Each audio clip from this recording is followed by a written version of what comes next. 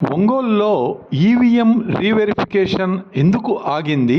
Balineni Srinivasa Reddy supreme court తప్ప గత్యంతరం లేదా? ఒంగోలు నియోజకవర్గంలో నిలబడ్డ బాలినేని శ్రీనివాసరెడ్డి గారు ఆయన ఎలక్షన్లో ఓడిపోయారు. సుప్రీంకోర్టు తీర్పు ప్రకారం ఆయన కొంత అమౌంట్లు డిపాజిట్ చేసి ఆయన ఏమడిగారంటే ఈవీఎం వీవీప్యాట్ పరిశీలించి స్లిప్పులను లెక్కించాలని ఆయన కోరాడు. దీని మీద వాదోపవాదన విన్న తర్వాత honourable justice Nimmagadda Venkateswarlu high court of Andhra Pradesh ఆయన తీర్పు రిజర్వ్ చేశారు. అది పెండింగ్ ఉంది. అయితే సుప్రీంకోర్టు తీర్పులో 2-3 స్థానాల్లో కౌంటింగ్లో ఎక్కువ ఓట్లు వచ్చిన వాళ్ళకి మాత్రమే ఈ అవకాశం ఇచ్చారు. ఏమని?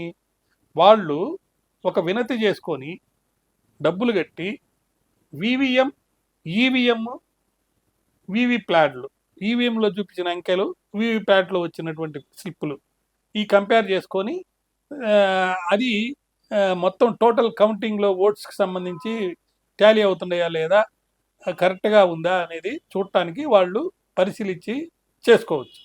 అయితే ఇక్కడ టెక్నికల్ స్టాండర్డ్ ఆపరేటింగ్ ప్రొసీజర్ని జారీ చేశారు. 2024 ఎలక్షన్లు అయిపోయిన తర్వాత ఈయన కట్టినటువంటి డబ్బు ఇచ్చిన పిటిషన్ మీద ఆధారంగా వాళ్ళు అనేది ఏంది, టెక్నికల్గా ఏదైనా ఈవీఎంలో ఎర్రర్ ఉంటే బిహెచ్ఈఎల్ ఇంజనీర్స్ అది వెరిఫై చేసి అది కరెక్ట్గా ఉందా లేదా అని మాత్రమే చూసేదానికి మాత్రమే ఇచ్చినటువంటి ఒక నోటీసు లేకపోతే ప్రొసీజరు. దాన్ని మరి ఒంగోలు మాజీ శాసనసభ్యుడు బాలినేని క్వశ్చన్ చేస్తున్నారు.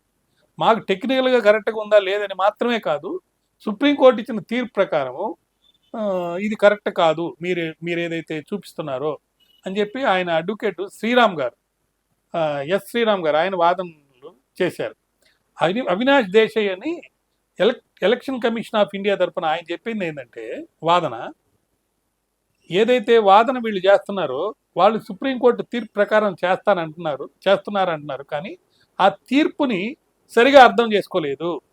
ఆ తీర్పులో చెప్పిన విషయాల ప్రకారం కాకుండా వీళ్ళు వీవీప్యాట్ స్లిప్పులను లెక్కించి ఈవీఎంలైన పోర్టులతో సరిపోల్చాలని చెప్పి ఏదైనా వాదన చేస్తున్నారు బాలినేని శ్రీనివాసరెడ్డి, అది కరెక్ట్ కాదు.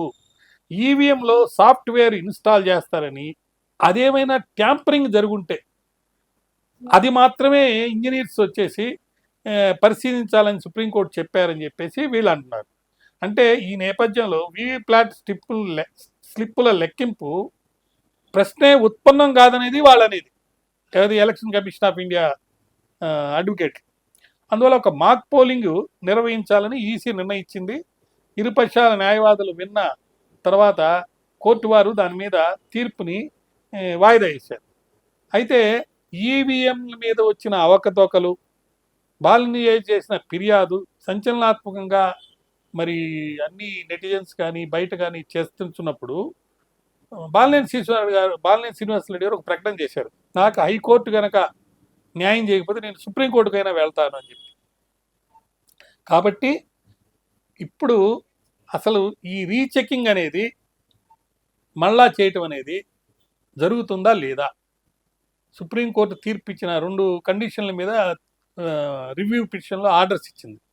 ఆ 2 కండిషన్లని కంప్లై చేస్తారా లేదా? వీవీప్యాట్ సైతం లెక్క పెట్టాలని ఎన్నికల అధికారులను ఆయన కోరుతుంటే అలా కుదరదని అధికారులు చెప్తుంటే దానివల్ల ఆ ప్రతినిధులంతా బయటకు వచ్చేసారు. ఆ రోజు ఎక్కడ ఎలక్షన్ కౌంటింగ్ జరిగే దగ్గర, దానివల్ల అది పోస్ట్ పోన్ చేయడం జరిగింది. మాక్ పోలింగ్ అనమాట.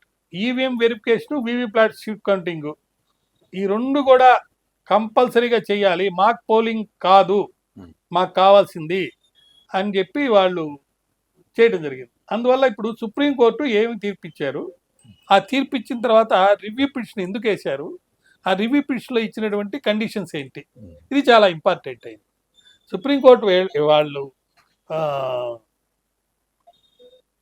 ఈవీఎంల ద్వారా ఎన్నికొద్దు, బ్యాలెట్ల ద్వారానే జరగాలని చెప్పేసి పబ్లిక్ ఇంట్రెస్ట్ లిటిగేషన్ పిటిషన్ వేస్తే పునఃపరిశీలించి లేదా పరిశీలించి ఇది సమగ్రంగానే ఉంది, చాలా దేశాల్లో ఇంకా ఈవీఎంల ద్వారానే జరుపుతున్నారు, ఏదో కొన్ని దేశాల్లోనే బ్యాలెట్ ద్వారానే మాత్రమే జరుపుతున్నారు, కాబట్టి మేము దీన్ని యాక్సెప్ట్ చేయట్లేదని పబ్లిక్ ఇంట్రెస్ట్ లిటిగేషన్ పిటిషన్ని సుప్రీంకోర్టు కొట్టివేసింది.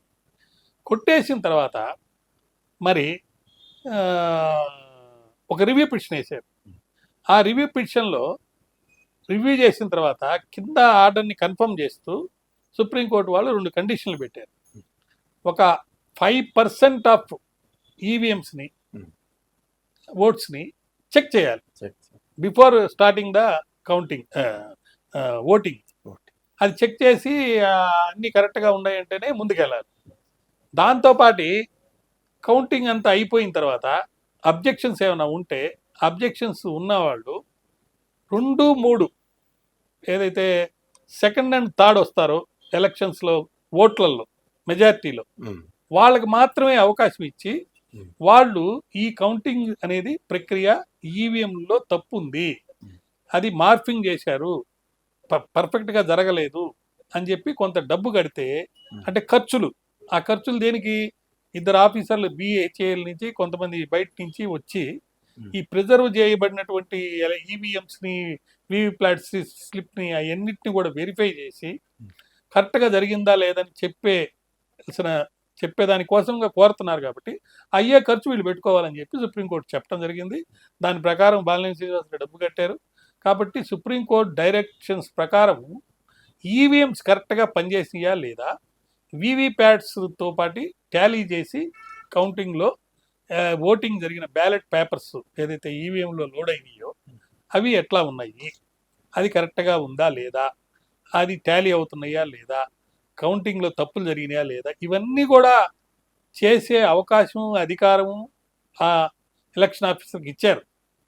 దాన్ని ఇప్పుడు సుప్రీంకోర్టు తీర్పు వచ్చిన తర్వాత, హైకోర్టు తీర్పు వచ్చిన తర్వాత సుప్రీంకోర్టు డైరెక్షన్స్ ప్రకారం చేసి తగు న్యాయం చేస్తారని ఆశిస్తున్నాం. మరిన్ని అప్డేట్స్ కోసం మా కాయ్ టీవీని సబ్స్క్రైబ్ చేసుకోండి. మా వీడియో కనుక మీకు నచ్చినట్లయితే లైక్ చేయండి, షేర్ చేయండి. మీ విలువైన అభిప్రాయాలను కామెంట్ బాక్స్లో తెలియజేయండి.